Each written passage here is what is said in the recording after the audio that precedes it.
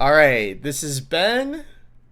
I'm here chatting with Steve Long, who got top 8 at Worlds this year for the BCS 24-25 season of Weiss Schwarz.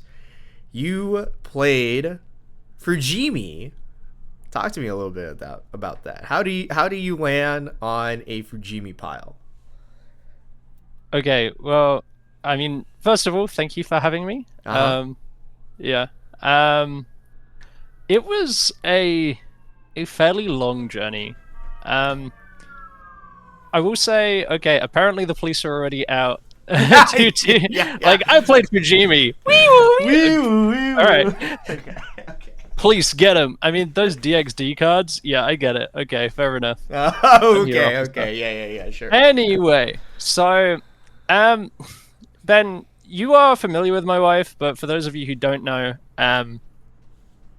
she has acquired a lot of Weiss over the years, and I also have an amount of Weiss. So, and likewise, I know enough people that if we assume that any deck in English Weiss is available to me, like to play, then that's kind of where I was at, which kind of ended up giving me this kind of almost option paralysis type. Yeah. Because Yeah. after all, you know, even if you take out like anything that's just absolutely not playable, Right. this specific meta we were in, we're still talking about like probably 30 playable decks, like if not more, because it was just such a like Oshi, Bang Dream, and I guess randomly Overlord, but this was before we had that Overlord ban list.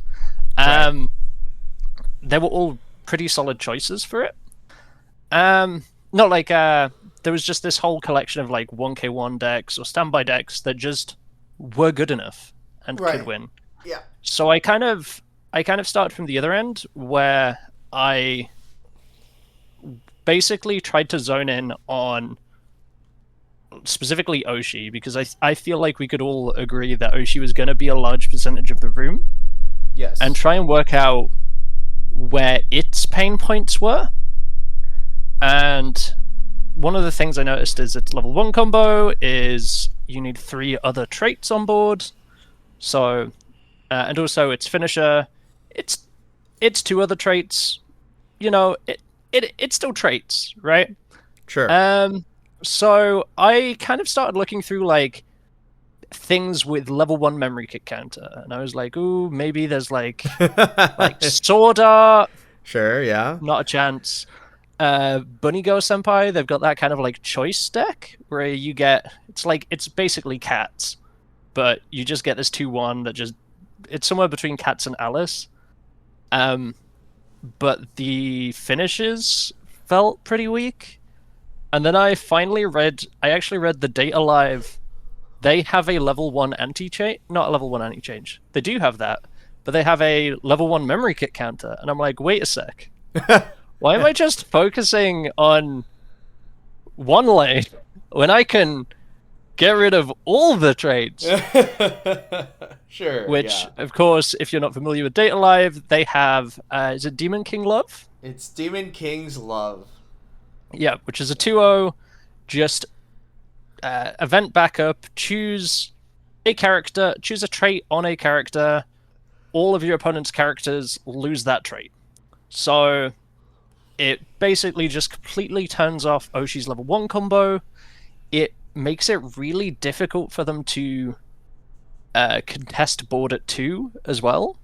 I found like a lot of their things either acquire board or it's like when trait attacks or gets X for every other trait. Yeah. And of course, the level 3 does technically need traits. The changer does, however, turn off events. So I did one whole test game, got all the way to the level 3 turn, and then played the changer, read the changer card, like actually read it fully, saw it blocks events. I'm like, honestly, the rest of the game felt so strong, I almost didn't mind. because it was 8 standby data live that I was kind of messing around with. Right. Because I was kind of anticipating going into a room where no one else is really playing board-based decks, because the general consensus is taking a board-based deck into an Oshinoko room is suicide, right? Right. Because theoretically, they just, stomp on board-based decks. But as I said before, having this 2-0 event that makes their board removal not feel too great was actually just made it so that either they accept that they're crashing 2 or 3 lanes and I'm happy, or they try to commit to clear lanes and I use the event and they're still crashing lanes anyway, but now they're 2 stock, like 2 or 3 hand shorter. So I continuously felt like I was winning these trades, getting all the way to level 3, and then I kept having to ask the question, how do I actually win this game? Yeah. And yeah. I spent a good month on this deck. Right. Honestly. I got all the way to the ban list announcement where they unbanned Karumi for the briefest moment. And I don't think that was an official one. But sure, I am so strong. I am like the strongest player. I already have 1 whole month of training on this deck just for Worlds, and I have 4 Karumi again. I was on cloud 9, and then like 10 minutes later, intern Kuno, whoever, just went, nope, sorry, bad. Oops, Karumi's still banned. I'm like, darn. But that kind of opened the door for looking into what Fujimi had to offer. And I spent a little time on like Stock Soul Gold Bar, because they have their like... So it was actually a thing that I think Old Man Steve actually said a while ago, where it was like one of the main benefits of Slime Standby. Yeah. It might have been you as well, Ben. I'm not sure. But one of the main benefits of Slime Standby is you can just slam Stock Swap. Like, it's just so free to... Does Stock Swap, like, just put you in this awful position? Great, I'll just slam it for no reason. Right. So, Stock Soul Gold Bar kind of felt along those lines where, anytime I'm against Oshi, they, like, reveal Climax on top. I'm just like, nice, okay, Stock Swap. Get going. Yeah. Sure. But as the like weeks were going on, more and more people were reacting to the Overlord hit as a buff. And Stock Soul Gold Bar Fujimi is it's a Jean combo. So if you don't know that, it's on play of Climax gives something on reverse search, and trying to, sure, it's a bit of a knowledge check, but in general, trying to resolve any reverse into Overlord is just... It's just not happening. Like, they can just choose to just never let you reverse a single thing the whole game without really impacting themselves that much, and you just starve, right? Right. So then I ended up on... I found a cute list from Japan that seemed to do pretty well, but it was just one dude who just like won 3 or 4 events in succession and then never touched the deck again, which, like, kudos. But he had this like, and it wasn't the deck I ended up on, but he had this kind of cute defensive deck where you just kind of stock charge, you just, play Gentleman's Weiss Schwarz, and at some point your opponent just cannot kill you because you've just ramped so hard. And Oshinoko traditionally doesn't really run Stock Shuffle or even Fumio. And that was fun to play around with. It kind of lacked a little oomph, especially in the mid game. And that's kind of how I ended up developing onto basically where I ended up, which was the 8 standby Fujimi with the like extra scries and extra attacks in the mid game to just... Basically, I had one goal, and that goal was just push my opponent to 3. And then from 3, sure, we can like fight it out and have a good fist fight, but it's not, Bang Dream, they're healing down, Overlord, they're healing down, Oshi, they can arguably heal down, and my reach isn't that good. So if I was going with the original list, then chances are we end up in time before anyone even dies. Whereas just having the extra attack or two in the mid game, and even just like the extra scries early, let me really push to kind of advance my board state against people who just weren't super comfortable with what I was doing. It's like the whole, but wait, there's more, and they're like, whoa, stop. Yeah. So yeah, that's kind of how I ended up there. And I guess it was a pretty good choice. Fair play. Yeah. And so how was your run for It was pretty good for the most part. So round 1 was against Overlord. He had kind of a rough game. I kind of just like the 3 decks I just jammed so much time into was obviously Overlord, Bang Dream, and Oshi. Overlord, I just threw down 2/2s, stabilized really well. My opponent was forced to side, so I went from 2-0 to, I think, 2-2. And this was then I hand encore, I think I heal once. I think he actually misses the second bar, so I'm just, I'm away to the races. But even if he didn't, I had a board, I had like 7 cards in hand, if not more. I was just like in such a cozy spot where he still couldn't really front, and I could still I had the hand to spare, even post board wipe, to just maintain this board and this presence and this pressure. Then I think I faced Oshi, which against Oshi you kind of just my good friend Nathan in Cali, he put it in a really good way of, it feels like this matchup is free until you realize that Fujimi has been slowly draining your resources in nefarious ways. And I'm like, yeah, that's how it felt, because it got to a point where my opponent was on like 3 or 4 hand and just like sweating because he's trying to clear board, but I also, my board's sticky, I can hand encore if I need be, but also like, even if my board gets answered, I don't necessarily care that much because I can really aggressively either push for standbys or push to keep my deck clean as well. Like, either way, I'm happy with it. And the extra attacks are stock neutral, so even just, playing into the dude just for another attack to like swing something over that I was crashing the lane with prior to that, and then just getting a clean stock anyway just felt so good. So that went well. Went against Bang Dream. Dolores feels awful when I have my Nexol, so that was great. Went against Gold Bar Pants Bang Dream.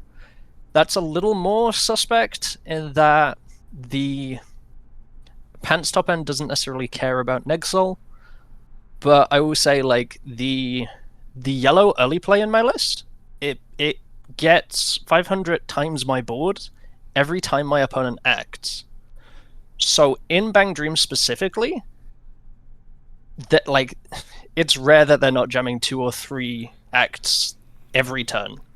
Like, they really want to just press buttons. right? So that card ends up being like a +6, +9, +12 for no reason, because it gets monstrously big and they just can't.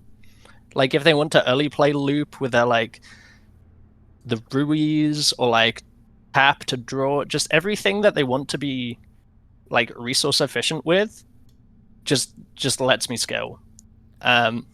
So that kind of let me sit on those for like 4 turns, and I didn't need to clock. I could just meander through. He tried to kill me, just didn't, and then I just meandered him to level 4. I had another Oshi game, and that went about as well as the first. And then that took us to the last round of Swiss, which was against my friend from the UK, Gemma, or Gem, who was on 8 Standby Ruby. And I actually asked if, like, they even wanted to play this game, because we're both XO. It doesn't actually matter, and essentially getting a buy at Worlds is like, it's pretty pog.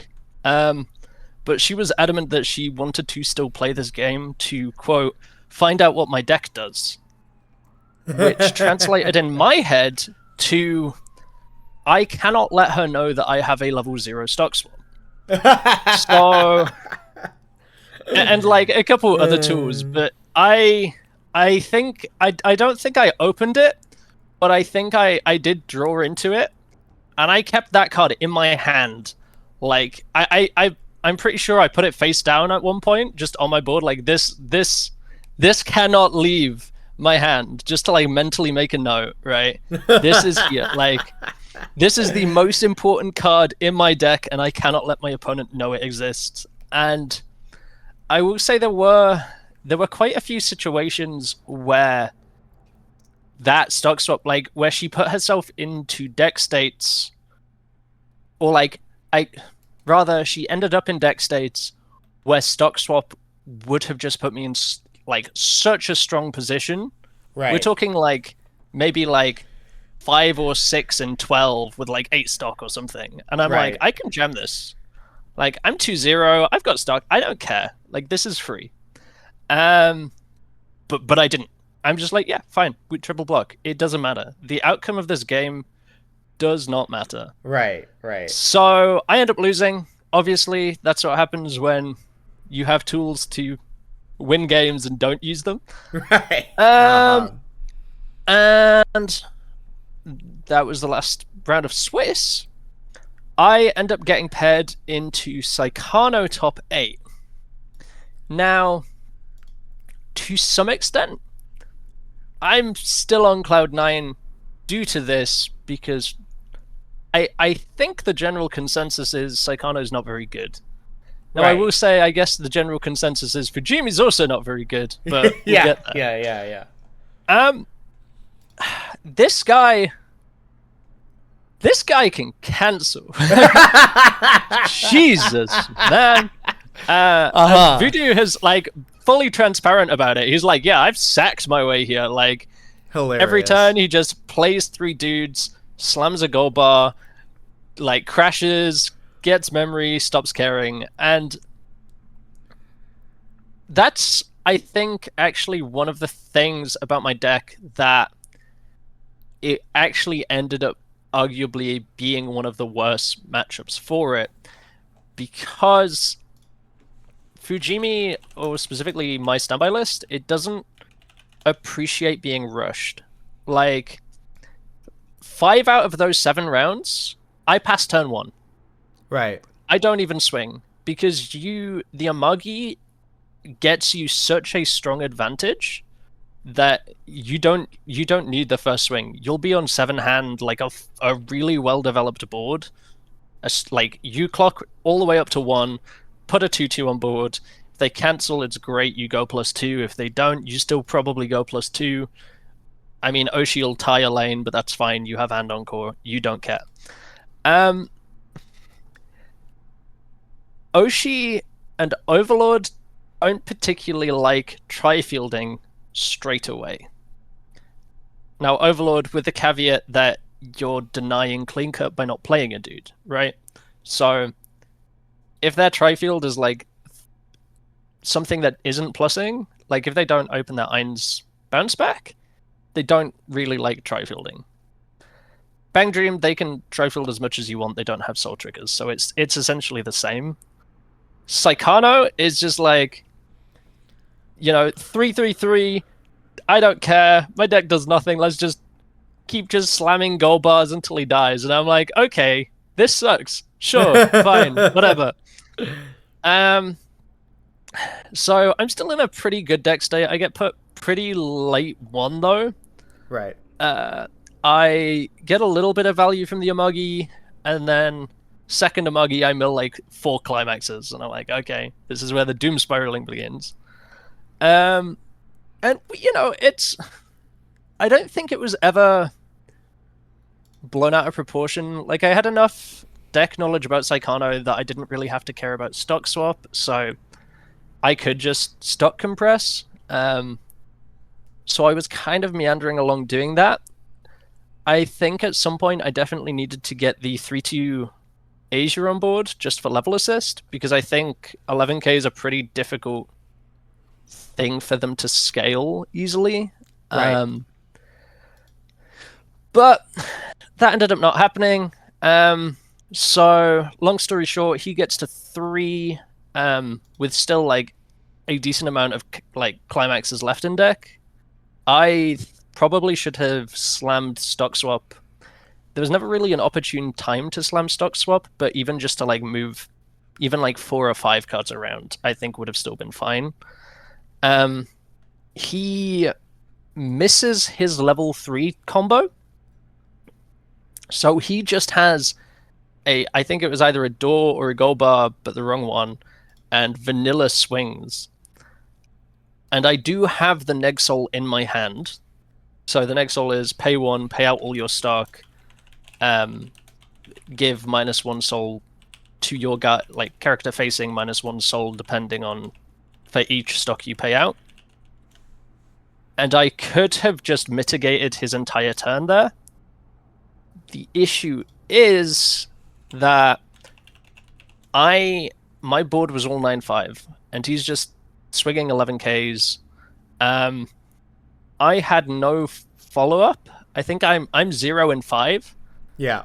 I was in a situation where if I Neg-Soul, I don't kill him. Right. And if I don't Neg-Soul, then I'm probably dead. It's kind of it's kind of a similar question as like lots of Overlord tap countering, where you're like, if I tap, I have nothing, but if I don't, maybe I'm cooked. Yeah. Or you know, Hololive or all those defensive mechanics, because it's always like you have to spend like a significant amount, and in this case, it's even specifically you will be losing all of your stock, and this is happening now, right? So, and it was kind of like I had a scry on board. I think in retrospect, because again, part of the mechanic is like I want to trigger the 3-2 standby to do extra swings and stuff. I could have probably, because I was 3-1 here. I could have tanked 1 swing to get through more of my deck, then done the Neg-Soul. So then, like, at least, like, draw, clock, draw, I refresh, I have a fresh deck. Sure, it's basically first deck compression, but there's, like, the lines available. But it's still, you know, he healed down at 3-0. I don't... It's difficult to say. But, again, the main reason he even had this pressure was because earlier on in the game I opted for the 2-2 scries to try and be more aggressive. Right. Than just say, hang on, I'm a board-based deck. I should have realistically just, you know, done that thing where I'm a board-based deck. Right. So, yeah, we lost. I think I would have been a little more salty about it, but he had just beaten Carmen the round before anyway. So, sure, yeah. You know, there was some sort of camaraderie ship there. In losing to the same Psychono player. Yeah. Sure. Yeah, fair enough. You know, I mean, this whole season and year has been kind of, funnily enough, has kind of been a lot of stand-buying and hitting for unique, unique-ish game plans, but also in the sense of we're just trying to hit lots of vanillas, because you got second and qualified with 8 by Azure Lane with Cats and Friends. Indeed. And then you kind of went to Worlds, and you ended up playing a Fujimi 8 by pile that was not, you know, not necessarily the same game plan, but kind of similar flavors, you know, throughout. Is there, like, you personally, you would be fine with jamming like random whatever seems good, right? Like, you're not attached to standby forever. No, presumably. I mean, like, historically as well. I mean, I still miss Avatar. Avatar was one of the most fun decks I've ever had the pleasure of playing with, but Right. like, I've done well in the past with like I spent a long time on various iterations of like Choice Door, Hololive, you know, a little bit of Sins, a little bit of Chainsaw Man, and Bang Dream as well. Funnily enough, Bang Dream was the reason I ended up on Cats. Right. I think it was something of a knee-jerk reaction because I was just genuinely so sick of swinging for twos all game that I'm Yeah. like, you know what? Fuck it, we swing for threes. You know what? I'm tired of this. Yeah. Yeah, I mean, it was genuinely. I had more than enough games where me and my opponent would cancel similar amounts because, like, first decks, like, you know, there's only so much I can do. Even if I just turbo through it and kill first deck, if I eat 3 swings anyway, for some reason I'm a level, you know, a level or half a level behind my opponent, and it's just the catch-up game from that point onwards. But yeah, I think there is something to be said, especially, I guess, for trios as the current format. Generally, if you're on a board-based deck, it takes a lot of pressure off your decisions. Like, you're being fairly proactive about, you know, just putting up a board, and it kind of leaves your opponent to react to it. And that's almost doubly so if your opponent doesn't actually know what your deck does, which worlds through a lot of people who had no idea what Fujimi did at all. Right.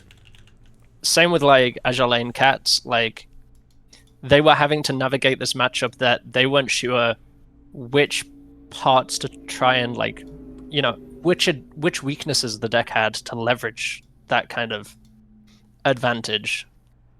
So yeah, I think there's something to be said for taking rogue picks over meta picks for that reason. But I just play what's fun, man. Yeah. That's it. Sure. Absolutely. All right. Well, it was good to get some more insight on that deck and others. Oh, interesting. Thank you for having me, and see you in Texas Trios. See you in Ohio, pal. Oh yeah, that too. See you If you're listening, come to Ohio. It's insane. Yeah. We might have you on the actual podcast, and you can explain to Steve in real time how the Fujimi deck works, because he can't understand it. No. He can't understand it. No, so, I'm joking. I think he just hasn't. Yeah, he doesn't. He hasn't seen it that much yet. And he's like, I think he wants to play you on it, but yeah. Yeah, I'm still waiting on a few other notes on this, but I'm ideally writing something which is kind of like I guess either a deck breakdown, guide, action plan, whatever. Sure. Even maybe more loose than that, because it's very much specific about the format that Worlds was in. Yeah. So I think it's more about a deck reflections, we'll say.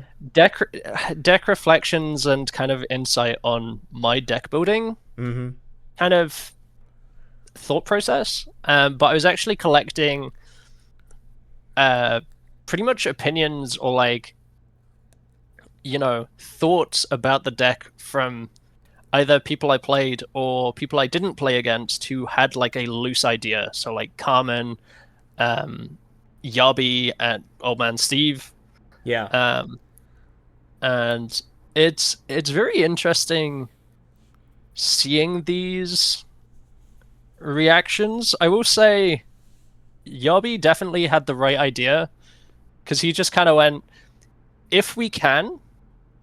so Christian Yarbacka, he ended up winning, and he's on Oshinoko, and he's like, if hand allows it, we rush, we tri-field, we slam, we try to rush this deck. And that's exactly the worst, like, the thing that I don't want to see. Like, I'm not sure I'm brave enough to take this into an NA regional, because y'all are monsters and all of you do that. Right, yeah. But I think the keyword is like if the hand allows it, which for a lot of time with Oshi, it kind of doesn't. Like, yeah, if you open a JC, a brainstorm, something else, and something else, you can get away with it. But you miss your top check, or I have any way of dealing with the JC, like a bomb or anything, like you're bleeding hand at that point. Right. And you just kind of like add all this instability where you know, you're on a 1k1 deck, that's ideally super consistent. Introducing this instability is kind of just coin flipping the whole game. So yeah, I'm sad I didn't get there. And I'm sad I didn't get to play against these strong players. Well, ish. I paired against second and third in Swiss, for that matter. So, I mean, you know. Yeah. You know, the run back, the salty run back. Yeah. Well, but yeah, closing thoughts. Ban Saikano. Yep. Ban Saikano. You have anybody you'd like to thank? Anybody you'd like to shout out? I have a monstrous amount of people that I owe the world to, but particularly thank you for Dark or Nathan from Cali. One of my common playtesting partners, thanks to Carmen. I really value the playtesting sessions that we have together. Thanks to my locals in Arkansas, thanks to my old locals in Newcastle back in the UK. I miss you all greatly, and I guess thank you to the Refresh Point podcast for just being sound blokes. Lovely. Wow, we got a shout out before your own wife? That's crazy. That's insane behavior. I said Arkansas locals, man. Oh, okay. So she gets included in that. Yeah. Yeah, I gotcha. Wow. Got it. Don't air this. Edit it in. Thank you to my lovely wife for lending me her headphones. There you go. Generally supplying me with Set 1 Fujimi and putting up with my stuff. There you go. Yeah. We'll have to get some more playtesting ourselves. And once you move to the US, we kind of stopped having time slots of being able to play each other. You see, sadly, I got a real people job, so they want me in the office. Curious. They only let me work from home every blue moon, which is like awesome that they do. For sure. Yeah. All right. Well, thanks for chatting with me, Steve. Always a pleasure. I'll see you in Ohio. True. Not if I turn invisible. There you go. All right.